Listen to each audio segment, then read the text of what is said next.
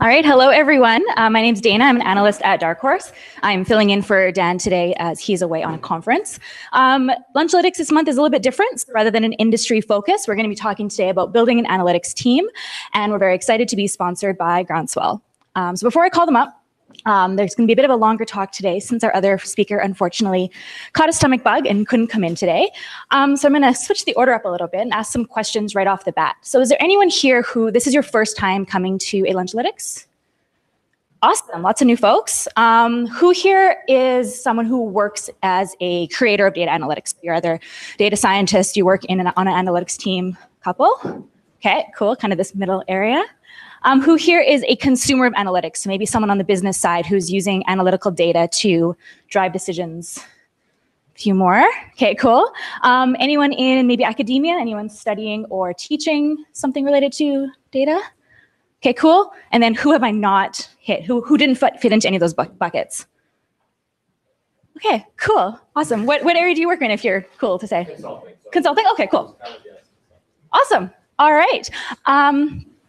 Is anyone here currently hiring for someone on their team, looking for someone to fill a role in analytics, data science, anything related? Cool. Do you want to talk about what you're hiring for? Sure. So we're actually, I'm the business development manager for Groundswell here in Edmonton. We're an information management company, and we cover everything from integration, BI, and analytics. And we're an employee-based consulting company, 200 strong right now. But we're building our Edmonton presence. Since September, we started with 4, and we're at 11 now, and looking to be around 20 by the end of the year. And we're looking for really talented senior architects in the BI integration space, and ETL developers, BI developers, and so forth.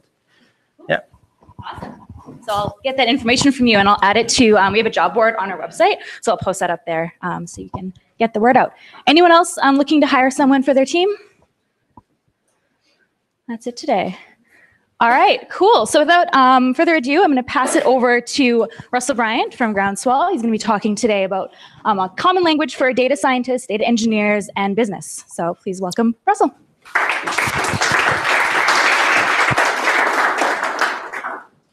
Thank you. So it's always good to be at these events. I've been to a few, and I'm always impressed at the diversity of the people here. And when I was thinking about what to talk about, I was thinking that kind of diversity and how people work together, it definitely coincides with some of the issues I've had, the struggles. And so I'm going to be talking about some of the soft sides, the soft skills around that. So I know it was good that we had an opportunity for everybody to kind of self-identify in terms of where they come from. For the purpose of this talk, it's possible to make an argument that people fall into 3 camps. There's the business, there's the data engineers, and the data scientists. And we can get into what those archetypes are really all about. But you know, you could argue that everybody could say, okay, this is where I fit primarily. Maybe you want to also, you know, dabble in some other area, but primarily you're one. So next slide. So for the purpose of this conversation, I'm going to represent the data engineer. So my name is Russell Bryant, and I'm an enterprise architect with Groundswell. And I spend a lot of my time working in the IT, but interfacing with other groups, trying to make things happen. And I find that there's been, for the longest time, challenges between IT and business, but now with analytics, we're introducing a new disruptor, you know, especially when you talk about self-serve, you're talking about exploratory analytics, you're introducing this data scientist guy, and that's making the dynamics even more interesting. So next slide. So for the purpose of this conversation, I think that I just want to talk about the processes, the people who are brought into those processes, those people with whom you need to collaborate. Right? You can't just barrel through something. You have to collaborate with those people.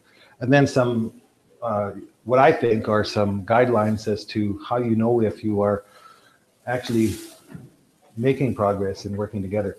So this isn't so much prescriptive sort of process or methodology so much as it is guidelines that should contribute to whatever maturity you have, whatever processes, whatever governance, whatever kind of organizational structure that you have.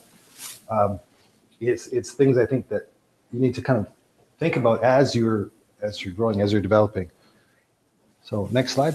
And by the way, so this was initially prepared as a 10-minute presentation. The idea being it's pretty tight, so we'll just go through this and you know, then allow for some questions afterwards.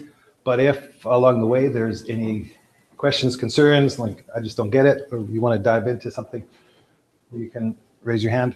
Or alternatively, we can go to the end and then come back. Because the intent with this presentation is it's a high-level sort of view of how this could work, but there's not a lot of tangible stuff here. That's for, you know, other conversations. And so for this presentation, the primary purpose really is to generate conversation, to generate dialogue. So whether it's formally here or a little more informally afterwards, or even, you know, taking it back to your organizations and having that conversation.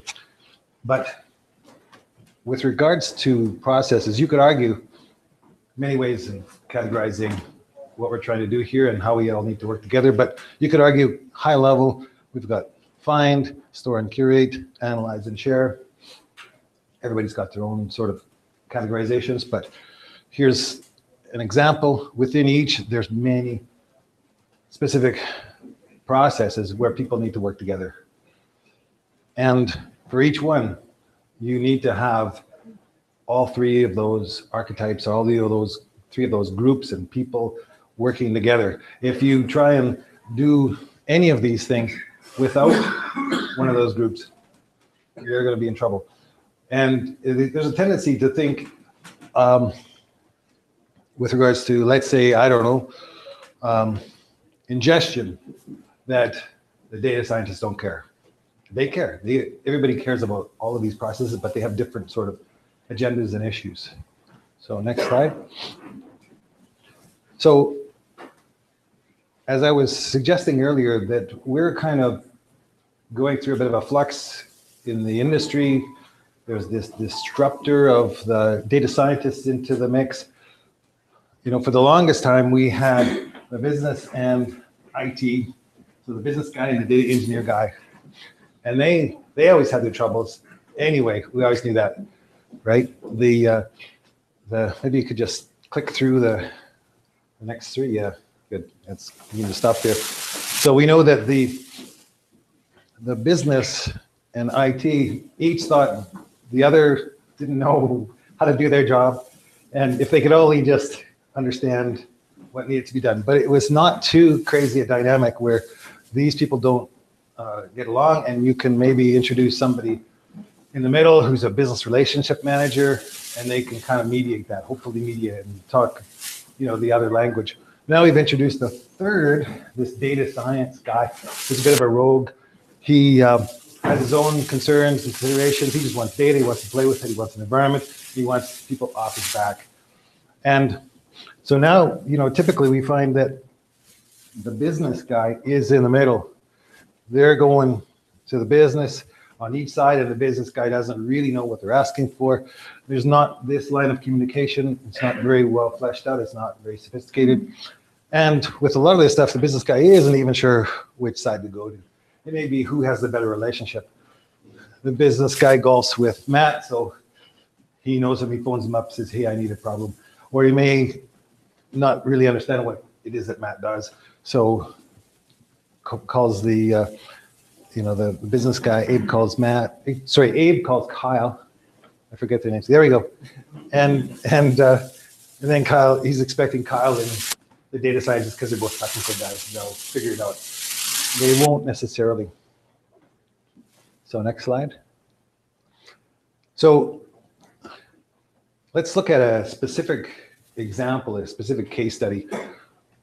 And I'm arguing that, you know, this is the level you want to try and think about this. And because I think there's, within organizations, there's this tendency for people to say, we need to set up data governance. We need to set up a data management practice. We need to set up an analytics center of excellence.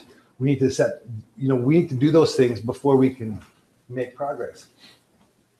I'm suggesting that you absolutely do need to do all of those things and move along the maturity, timeline or maturity level, get up to higher levels of maturity.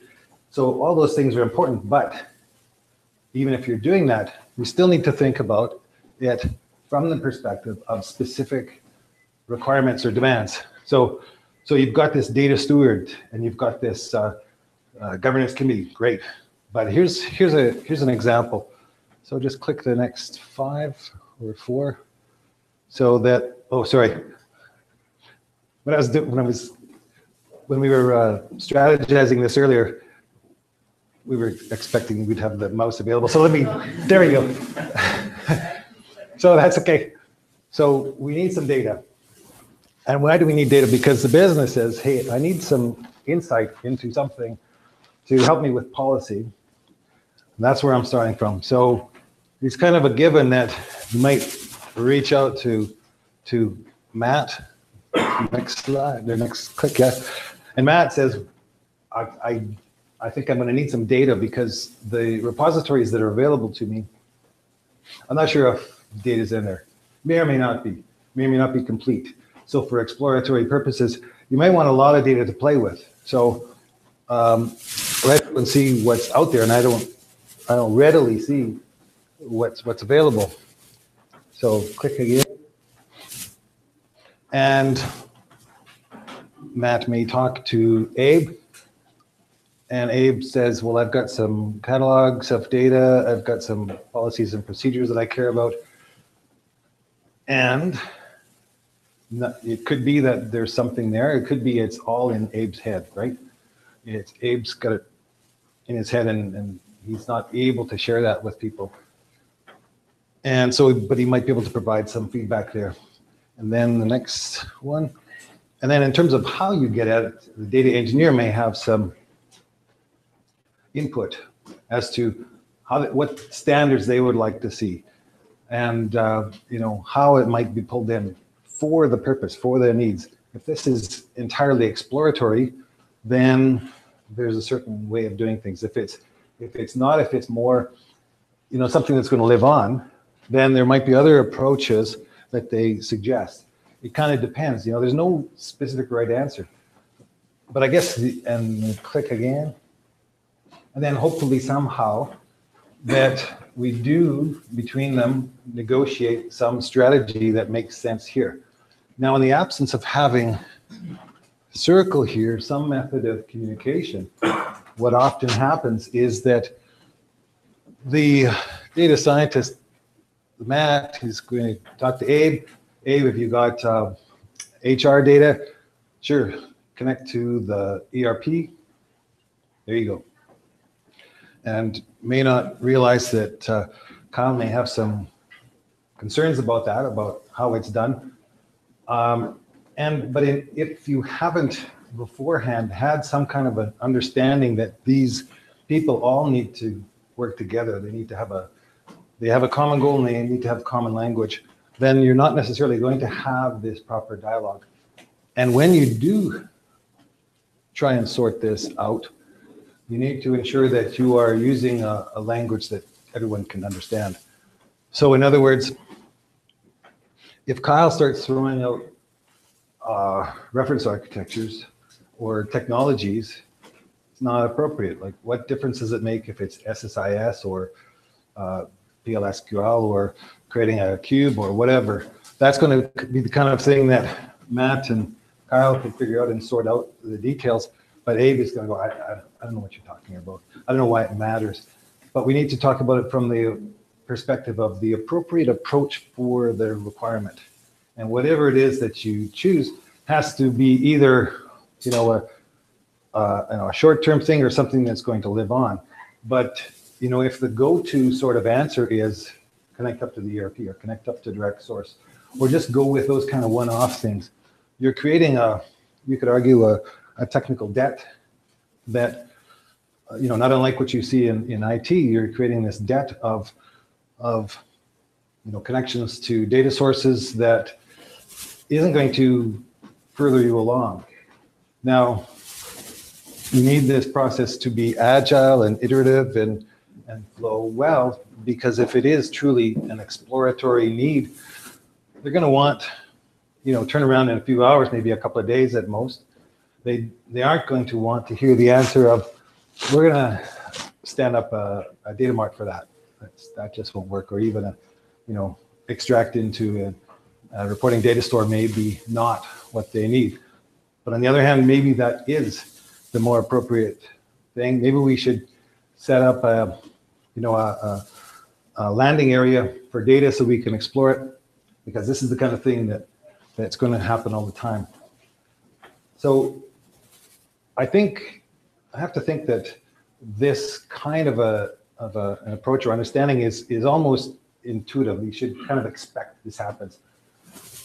The challenge is that unless you understand that these people have different backgrounds and perspectives, and these people all are kind of judged on how well they are satisfying who pays them, you have to create some culture and some communication and some structure to ensure that they can all be on the same page and working together, and there's some expectation that these people are talking and these people are talking, and that these people who represent their concerns, that they're able to share that with people in a way that's understood. So I can get into some specifics on this, but maybe we'll just jump into the next slide.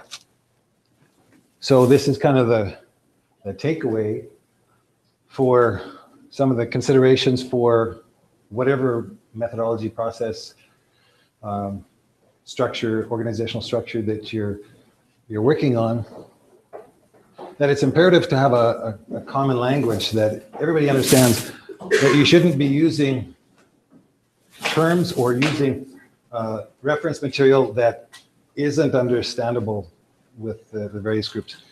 So a given approach or a given data store or a given whatever it is that you're talking about, it has implications to everybody. The data scientist has some concerns about data quality, but their concerns about data quality aren't exactly the same concerns as the data engineer's concerns of data quality, because the data engineer is probably thinking big picture, and the data engineer is probably thinking something that they can build that's going to scale and it's going to live on.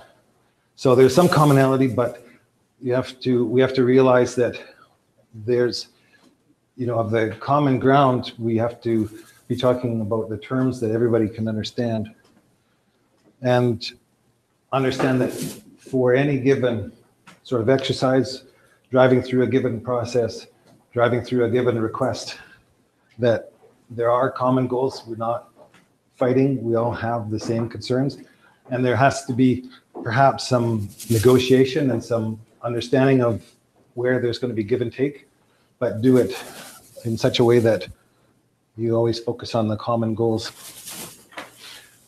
And that this can and should be organic. As I suggested earlier, you shouldn't have to wait until you have your governance committee set up, your center of excellence, blah, blah, blah.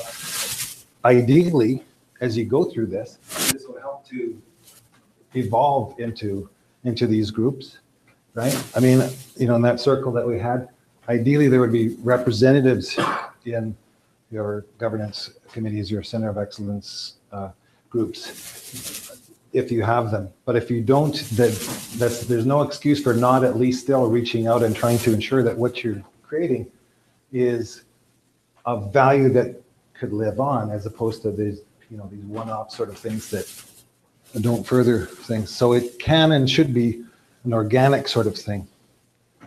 And that as you do this, it is not typically an ad hoc sort of thing. There should be some ground rules, and examples are a specific sort of approach for reaching out to people, and it could be simple of, email groups. It could be more complex, it could be, fairly sophisticated, but there's a deliberate approach. As you're creating artifacts, you should deliberately recognize that you are creating artifacts to be consumed by people from different backgrounds. And, in terms of the process life cycle of any given request, you should recognize that there's an opportunity, but also an obligation to have this feedback into the more formal processes and organizational change issues. And, it can be done, in a deliberate way, organically. So that's it for, yeah. So when you're talking about maybe smaller organizations that don't have separate departments that do all these sorts of work, when you're talking about maybe one or two individuals that have to address this entire need, what do you suggest they start? So if you're hiring someone like that, and you need to make them a specialist in all these areas, where do you start? Which kind of professional do you need to hire? Which kind of professional do you need to hire in terms of those three silos? Well, here's the thing, and we talked about this being archetypes. In reality, even if you might have somebody whose business who has downloaded Tableau and read the manuals and done the videos, and now they're a business / data scientist person. So by data scientist, you mean that loosely, data scientist / data analyst. So I guess it really depends on the culture of the organization and just what kind of commitment the organization has for building up some maturity in analytics or in data science. So, but even if it's that example where there's a business person who wants to be a data scientist, the business person should understand that they're wearing two hats. And so when it comes to, they want to do some exploratory work and just get at some data, they perhaps shouldn't just literally set up a SQL Server repository under their desk, which I've literally seen that, right? And then just pull stuff in and not tell anybody what they're pulling in or how they're doing it. So there still should be this understanding and recognition that there's some, should be some, think thought behind what it is that they're doing and who they're serving and what best practices are. I don't know, does that help? Yeah, because for this sort of thing, I really think it's not a kind of a cookie cutter recipe sort of thing. It's not a prescriptive thing. I've seen examples where they do have the data scientists who, with the PhDs, and nobody has a clue what they're doing or can't understand what language they use, and that's by itself a challenge. But they have this group and it's very formal, and that there's other challenges with that. So what do you do then? If you've got the common language that you have described, but what happens when the math gets too hard for the data engineers, or the scope is too loose for the data scientists or the business people who can't interpret the results? That data scientists expect it. Right. So and that's inevitable, isn't it? Right. So that's why I'm suggesting that there is the need for approaching this from the perspective of the culture of the organization and trying to drive out better collaboration, because the reality is there always will be this tension. And so there's never going to be I need data, these three groups figure it out or people figure it out, and then it's all good, because there always will be tension. But it's important that there's an opportunity to come back around and address that. And I think I've seen, and I'm sure we've all seen, cases where things just didn't work out well. The data sets that they pulled in just aren't appropriate. They don't have the quality, and nobody goes back through and tries to address that. So I think that there's a need for, an environment, processes, methodology, sure, that will allow for that, addressing those concerns. Yep. I wonder if you can talk a bit about any struggles that you see between those three archetypes in terms of ownership of a given deliverable project. Yeah, absolutely. And how that impacts. So that's interesting. So that's another part of it is that, it's pretty common for everyone to complain that they don't have enough control, but then when you're saying, okay, you're in control now, and they'll go, whoa, no, wait a minute. So I recall an engagement where, the task was to set up data governance, whatever that means, right? Set up data governance. So first thing is, understand the business owns the data, and so the business also owns data governance. And the response was, oh, I don't think so. From the business, couldn't IT do data governance for us? You own data, don't you? Yes. So how is IT going to do the data governance? So there is, there's no magic bullet to this, and it's going to require, the maturity of the organization in each group for them to kind of come along with that. But again, the plug for this sort of thing is even when you have that, you have business is resistant to owning up to something, that there could be somebody who is, in the meantime, a custodian for it. So in my humble opinion, I think that it often depends on the culture of the organization and the specific individuals, but one of them could nominate themselves as the custodian for a given process or approach, if you will, because some of these things aren't even at the level of process. And, it could be, this is just the data engineer speaking, it could be the data engineer, because I've been in situations where I have been able to do that. But sometimes it would make more sense if it was the business, because the business does have the purse strings, and they, just so long as they understand that somebody has to own it or be the custodian for it at the very least, whereas they still have to rely on other people to action it. So in terms of a RACI, somebody has to be accountable, and there might be other people to answer to the R's in there. So I want to comment on this question. So it seems like the business needs to take more ownership and understand the language of data rather than the language of business. That's what I'm doing. Okay. And the other thing is, so there was a disconnect between the data scientist and the data engineer. Why is that? You would think it would be a lot of commonality. Well, it could be.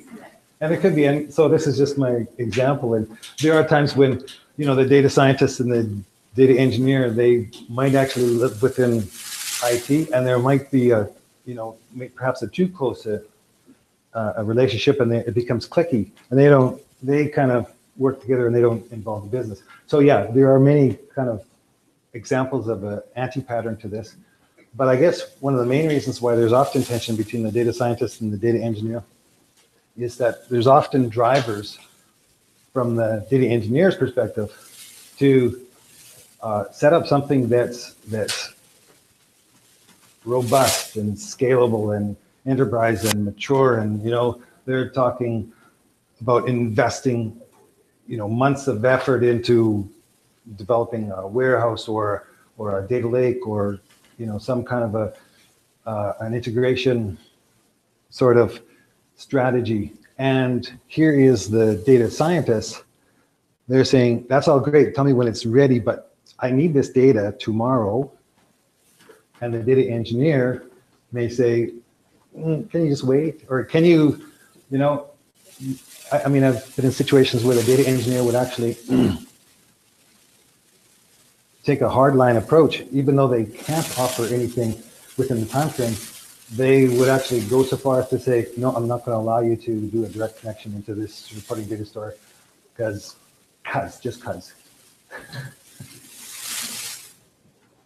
Sorry, Kat. When you're talking about where the data scientists and other people in this framework live, like is in their org structure, from what you've seen, where is the optimal place for that to be? Should they be domain experts within the business user teams, or are they under accounting, or are they under a team? Like, Yeah, it depends.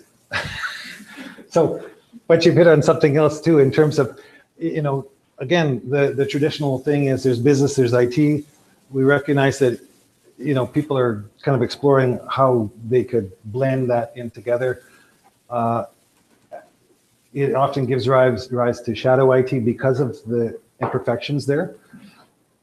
Now you introduce the data scientist. It really depends in terms of the organizational layout, but it is critical that the data scientist does have very close communication with the business people so that they can, become intimate with the data, familiar with the data, and understand the business needs, understand in terms of the requests on policy and the kind of insights, or to be able to have that feedback with regards to insights. So it seems to me logical that there would be within business, not IT, within business, there would be data scientists or a data science group, but again, it depends on the organization how they evolve. There's also in data science, there's often a very technical sort of aspect to satisfy data wrangling and the tools themselves and all that. So it just often happens that it evolves from IT, but ideally there's not this kind of a gulf between the business and the data science. Yeah, I wonder if, do you feel that there's a good way to structure a project between data development and data science? And if those things happen concurrently, how do you feel, what's the best way to minimize your technical debt when you're trying to deliver something on time? Yeah. So I guess if we're talking about a specific project where we have, tangible data development exercises, I think that, speaks to the project management, the organizational structure. And so you can take very deliberate steps to ensure that there is alignment and that there is whatever it is that they do, it speaks to the standards, the higher level architectural and data and data science standards. So there's this oversight. If you have an organization that's that mature, that you have somebody who's going to ensure those standards. So it's kind of easier, I think, in a structured environment to imagine how it could be done. It has to be done very deliberately, I guess. But I guess there's the scenario where there is no formal data development exercise that's been selected or chosen, and that's so in that little cycle earlier, it was really quite simplistic and naive, because the reality is that it could be decided that for the request that's asked, the best way to achieve this is maybe to set up a landing stage, set up a repository when you need to have some formal process kicked off. So there could very well be the need identified, but this has to be done in a more formal way. Yeah, if that need is identified, would you postpone the development of sort of data science deliverables? Well, that's the thing, and that's where again there has to be this negotiation. Oftentimes, somebody takes a back seat that because ultimately here the business is the entity that's asked for this outcome, and sometimes the IT people come in and say, business, we just can't do that in a time frame. We're going to have to do something else, and the business is stuck. There has to be a different sort of culture and different sort of mindset around this, that the business and IT and data science, they have to negotiate what is reasonable for that time frame. So you can't have this, what you want in a time frame. What can you get in a time frame? Or if there is any kind of concession to be made, okay, it's going to take 3 months, and we'll have something, and we'll have data that we can trust, or data, or insights that we have significant trust in. Again, it depends. If this were I just want to explore to see whether there's something here, then, if somebody says, I need to spend 3 months setting something up, people are going to push back, as they should. If, on the other hand, we need to set up something that's going to give us insight into our supply chain that we hope is going to save $5 million a year, then maybe it is reasonable to say, okay, we need to at least invest 3 months into this. So it depends. Is there an analytics maturity model that you found particularly useful? Analytics, yeah, that's a good question. So a lot of this, and I had taken this slide out, but there was the DAMA Data Management Book of Knowledge maturity model and all of that focus. That's kind of my go-to, my reference, partly, again, being a data engineer more than a data scientist that's focusing on the data. But the DIMBOK speaks to a lot of the concerns and considerations of data analytics and data science, but that's not the end-all be-all. So I don't have anything that I go to for analytics. I'm curious whether other people do. Yeah. The DIMBOK covers about 60, 70%. Well, yeah. I mean, you look at the DIMBOK knowledge areas, and every single one is significant for analytics and data science, but maybe it's not obvious. Like, for example, a data quality discipline is important to be able to get ever evolving, better and trustworthy and accessible data. But again, it's not necessarily the thing that data science would understand they need to invest in immediately. They may understand the need for that to grow. But so I don't know what is the number, 60, 70%. All I know though is that there are, and it's not that hard to articulate, some of the concerns about analytics that you need to bring front and center that aren't obvious from the DIMBOK. So, you're creating some, you're pulling data in, and you need to ensure that data is provisioned to whomever can access it, that you've got certain standards and governance around anonymization and privacy concerns about data retention. Some concerns that they may speak to in DIMBOK, but you're not going to flesh it out in any detail the way you need to for this dashboard that you've created, where you've pulled in this data from this third party, and they've got some regulations or a contract or some expectations about how that data is going to be used.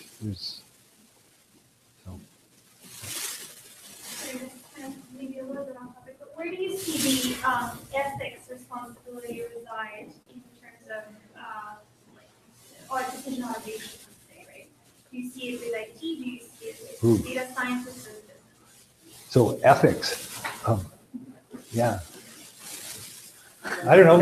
I'd say all of the above is my short answer. I don't know. Yeah, it's a good question though.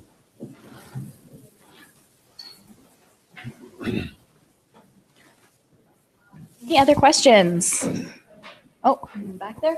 I'm just listening to all the questions, very good questions. This is my and so speaking with a lot of insurers, because they're very, very focused on anything to do with digital these days. And privacy is one thing, ethics is something else. Yeah. Because you said your company is extremely at risk. Look at Facebook. Yeah.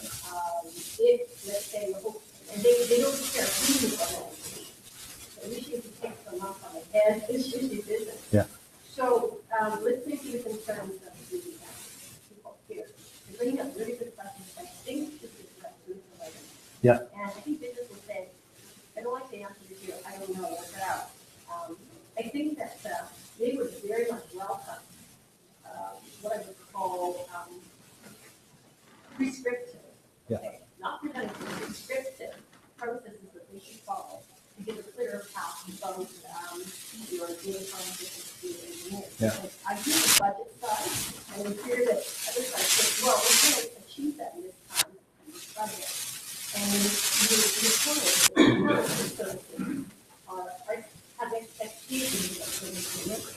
Yeah. If you don't deliver that, that could cost you content. No, I agree. And I guess back to your question, perhaps if I could change my answer, do I get a mulligan for that? So, you know, and I don't know if it's still an answer for ethics, because I don't pretend to be an authority on that, you know, discipline, but it is fair to say that, you know, in that other wheel, the business ultimately is the owner and custodian of the policies and procedures of the data itself, and who can access it and how, and how it's managed.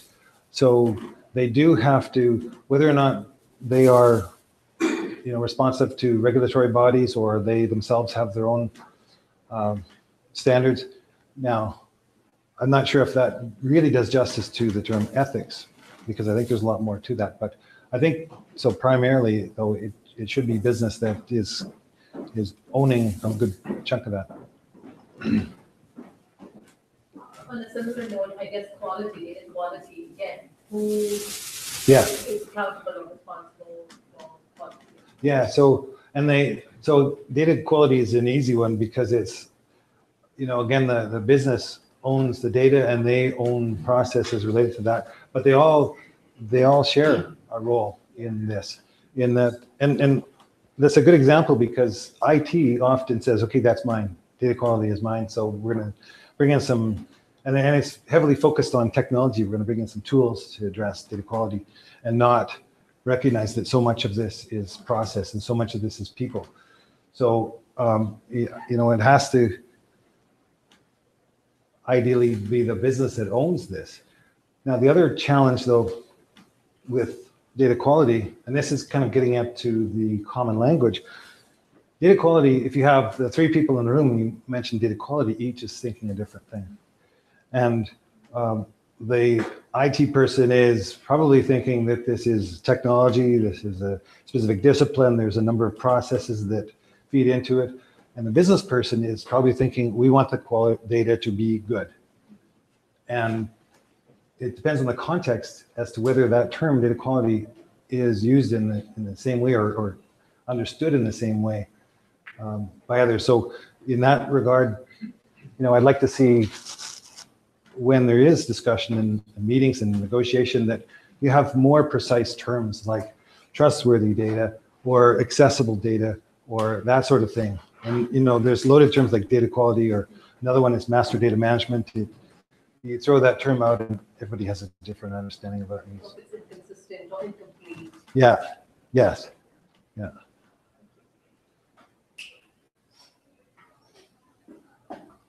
Thank you so much, Russell, for this amazing discussion. I'm glad that we had the extra time for a Q&A. Thank you so much.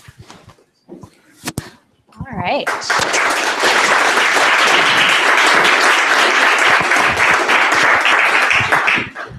All right, so just to let you all know what is coming up for Lunchalytics. So Lunchalytics does take a break over the summer, so we just have one more month of events for you. So our next one is Lunchalytics Calgary, which is May the 9th. Topic is data visualization. So for those of you live streaming or in the room who are potentially in Calgary on that date, it's right downtown at the Global Business Center. For everyone else, we do also live stream the Calgary event, so you can tune into that one. And then Lunchalytics Edmonton will be next on May the 16th. Our topic is to be announced. If you are interested in getting involved in May's or one of next season's events, either as a speaker or as a sponsor, sponsors get to help choose the topic and the speakers, and then probably most importantly, pick what we're eating, which is really exciting. If you're interested in either of those things, please reach out to me or Craig, who's at the computer there, or check out lunchalytics.com, and there's some contact information on there as well. Thanks so much for coming out. Thanks again to Groundswell for sponsoring and to Russell for speaking. Thanks, everyone.